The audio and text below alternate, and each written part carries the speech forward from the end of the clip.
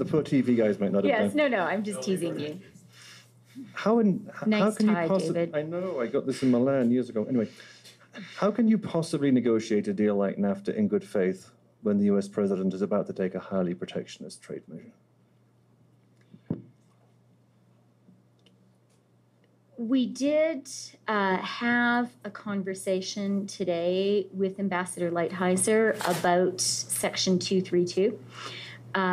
It was a useful conversation, and I'd like to thank Ambassador Lighthizer for how well-informed he was on the issue, including the Canadian specifics. I also spoke about Section 232 with Secretary Ross on Friday. And I had a good conversation about Section 232 with the U.S. congressional delegation yesterday, led by the chairman of the House Ways and Means Committee, Congressman Brady. So we are talking about it very actively and making the strong case for Canada to be excluded. I've also been having conversations about this with my international counterparts. I spoke about it with Secretary Guajardo, I've spoken about it with Cecilia Malmstrom, and I've spoken about it with the South Korean Trade Minister. The Canadian position on Section 232, I think, is very clear.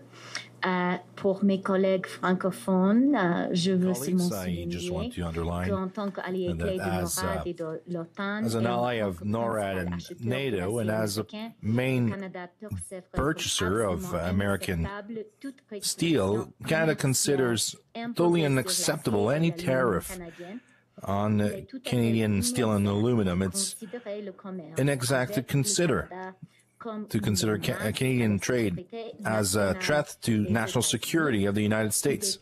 We will always defend the Canadian businesses and workers, and if restrictions should be put on Canadian steel and aluminum, Canada would take the necessary measures to defend its trade interests and its workers. David, on the NAFTA negotiations, as I think all the journalists here know well, the Section 232 action is being led by the Commerce Department and Secretary Ross. The NAFTA negotiation is being led in the U.S. by Ambassador Lighthizer, the USTR. So these are quite separate. And when it comes to NAFTA, you've heard from all three of the ministers today. This seventh round was a round which showed some really solid progress, particularly on some of the bread and butter issues. We made progress in closing some important chapters. And on the harder issues, very much following on from the creative Canadian proposals, which we put forward in the Montreal round, we are having a real discussion and a real conversation on those more difficult issues. So, as I said in my remarks, there is certainly significant further work to be done on NAFTA, but we made some solid progress here in Mexico City, and we have a foundation upon which to build. And I think we heard from all three parties a commitment to putting our shoulder to the wheel, working hard to get this done. Secondly, on that point, I mean, you have good negotiators and you yourself are a very determined politician, but I don't see how you all end up closing 24 chapters by the end of the 8th round. So what happens then? Do you suspend, do you postpone, do you continue at a kind of an experts level through the summer? I mean, Mr. Lighthizer talked about the problems of elections. What happens when you don't close all those chapters by the end of the next round? So, David, if I may, I will slightly disagree with one part of your question, which is characterizing our negotiators as good. I would describe Canada's trade negotiators as exceptional. And I think that all Canadians can feel extremely well served by our professional negotiating team. I think they are the best in the world, and we're lucky to have them. They are extremely hardworking. They do their homework. And as we have seen here in NAFTA, they are coming forward with very creative solutions, which are advancing the conversation. In terms of timing and chapters, as Ambassador Lighthizer and Secretary Guajardo both indicated, it is very normal in trade negotiations for more chapters to be closed in each round as we move closer towards the finish line. And that is just common sense, right? Because the tables start from the beginning at a number of chapters at once. And so although we have closed 6 chapters, on a number of other chapters, as Secretary Guajardo outlined, we are quite close to closing. So the arithmetic of 6 closed out of 30 doesn't fully convey how far we are along on a number of chapters. As I said, I think there does remain significant work to be done on what we've described as the harder chapters. We have started to have some real conversations there. The Canadian creative proposals that we put forward in Montreal are serving as a basis for some discussions to be happening. I do want to be clear, there are still significant differences there. There is still significant work in that space to be done. And I think we have a real commitment from everyone to work as hard, as intensively as possible. The Canadian position today, as it was from the very beginning, is to be extremely constructive, extremely hardworking. We absolutely would like to get a deal done. At the same time, we believe in working hard for a good deal, not just any deal. This is a very complicated negotiation. NAFTA is a complicated trade agreement, and some of the areas, like rules of origin, are really fiendishly complex. So we're going to do the work it takes to get a good, I would even say excellent, modernization of NAFTA. You mentioned you discussed the steel and aluminum investigations with Ambassador Lighthizer. Did he give any indication as to whether there would be those tariffs applied this week to the Canadians? I will leave it to Ambassador Lighthizer to express his views. What are your but views? I will tell you what I said, which is I did feel, given the seriousness of the matter, that although these are separate negotiations, and although this is not Ambassador Lighthizer is not the lead minister on this issue, I felt it was important to raise it. He was very responsive. He was very prepared to talk about it. And I think we had a good conversation. I made the case, as Canada has been making for a considerable amount of time, for months and months since this issue first emerged. I made the very strong case for a Canadian exclusion, including the fact, which is a significant one, that we have Leo Gerard of the Steelworkers coming out explicitly in favor of Canada being excluded. Can you also briefly address his comments around bilateral deals if necessary? He hasn't raised that in this trilateral sort of address setting before. Was that a threat, and did he give any indication to you as to that, whether that's an increasing likelihood, him giving 2205 notice and pursuing bilateral deals? You know, again, I'm going to leave Ambassador Lighthizer to speak for himself and to speak for the American position. As I like telling you guys, I get paid in Canadian dollars, not US dollars or pesos. When it comes to this negotiation, what you heard, in fact, clearly from Ambassador Lighthizer is the U.S. preference for a trilateral deal. The fact that all 3 countries are devoting so much time, so much effort to this modernization, I think shows the extent to which there is a very strong political commitment in all 3 countries to a modernization of NAFTA, which is a 3-way partnership.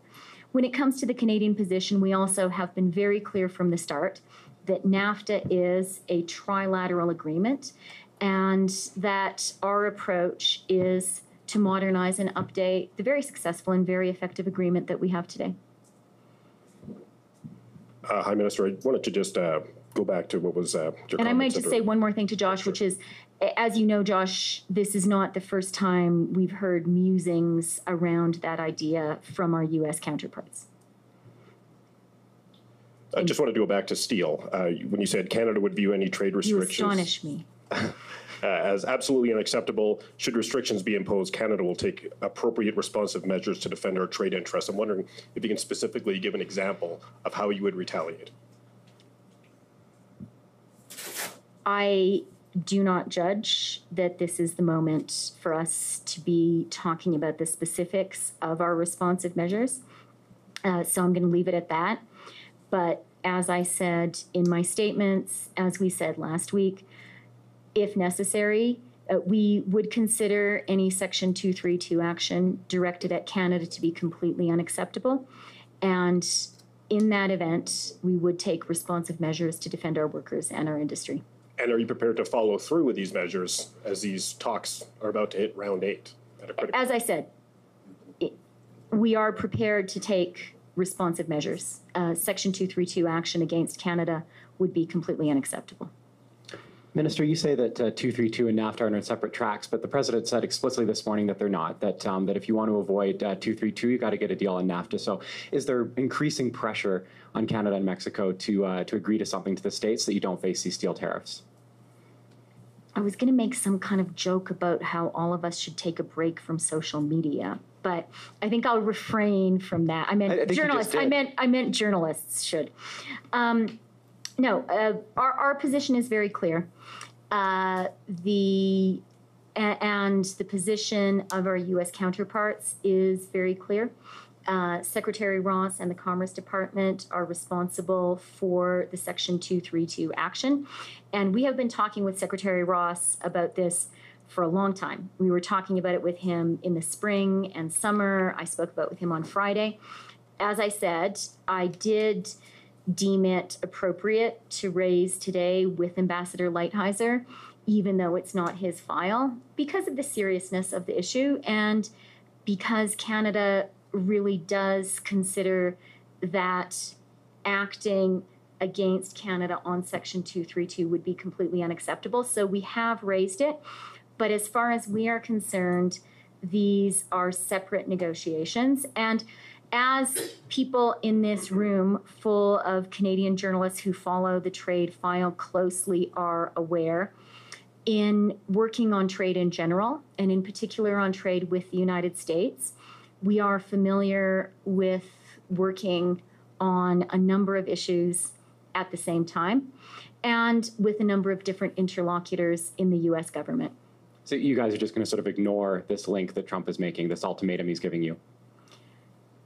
I think we have been very clear that we take very seriously the potential action by the U.S. on Section 232. Indeed, I think a measure of the seriousness with which we treat this are my public remarks today. The statement that we made last week stands. And I do want to take this opportunity to say to Canadians, to Canadian workers, to Canadian industry, that our government stands with you. And in the event that action is actually taken, the Government of Canada will take responsive measures. Pierre-Marc Cornet, je suis journaliste pigiste pour des médias canadiens français. Vous avez répondu à la question you answered to the question in English, but I'd like to hear from you. Is the announcement by the tariffs on steel and aluminum comes and complicate the negotiation on NAFTA? Merci pour la question. Thank you for your question.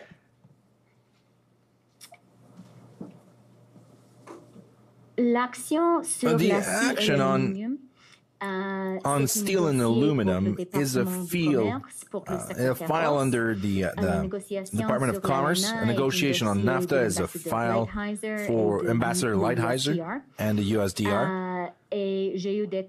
And I had conversation with both. Friday I spoke with Secretary Ross and we see that the issue of steel and aluminum is so serious for Canada, and the fact that an action against Canada is absolutely unacceptable on this very section. I decided that it was necessary today, publicly, to underline this issue and also underline the issue with Ambassador Lighthizer. I can add also that all of the government of Canada is working, and we are working very hard on this issue. My colleagues in the cabinet are currently talking with their counterparts in the United States. It's an issue that is really important for Canada, and however, negotiations of NAFTA are a separate issue. Thank you. Hi, Minister. I'm Robbie Whelan with the Wall Street Journal. You referred to... Great editorial you guys had a couple Thank you very much. I had nothing to do with it. I know, but I still enjoyed reading it. I wanted to ask, you described your conversations with Ambassador Lighthizer regarding the steel tariffs. Sorry to bring us back to the steel tariffs. As you described him as receptive when you guys spoke. Could you be any more specific about kind of what he said to you about the connection between the NAFTA renegotiation and the prospect of a 232 action on steel and aluminum? No. I'm going to leave it up to Ambassador Lighthizer to speak for himself as he chooses to. But we did have a conversation which was a well-informed conversation, and I was glad to have the opportunity to raise the issue with him. We are aware that it is Secretary Ross who is the lead cabinet secretary on this issue, and so entirely appropriately, I raised the issue as well with Secretary Ross on Friday. And just one other quick thing is, can you tell us anything more about timeline if we're going to be extending through March? There's some things that have to happen at the congressional level in the U.S., obviously for that to go forward. But what can we expect in terms of timeline? I've sought to answer the timeline question earlier, so let me just reiterate. We have made solid progress in this round, building on the constructive ideas that Canada put forward in the previous round. We've seen some real progress and chapters closed in those red tape cutting bread and butter issues. And on top of the 6 chapters closed, we are pretty close to closing a number of other chapters. That's significant and meaningful. And these chapters really, while perhaps of less interest to newspaper and wire editors and journalists, are, these bread and butter trade issues are extremely important to our businesses, and they will make a real difference to Canadian and American and Mexican businesses. This is good, significant work that we have been doing.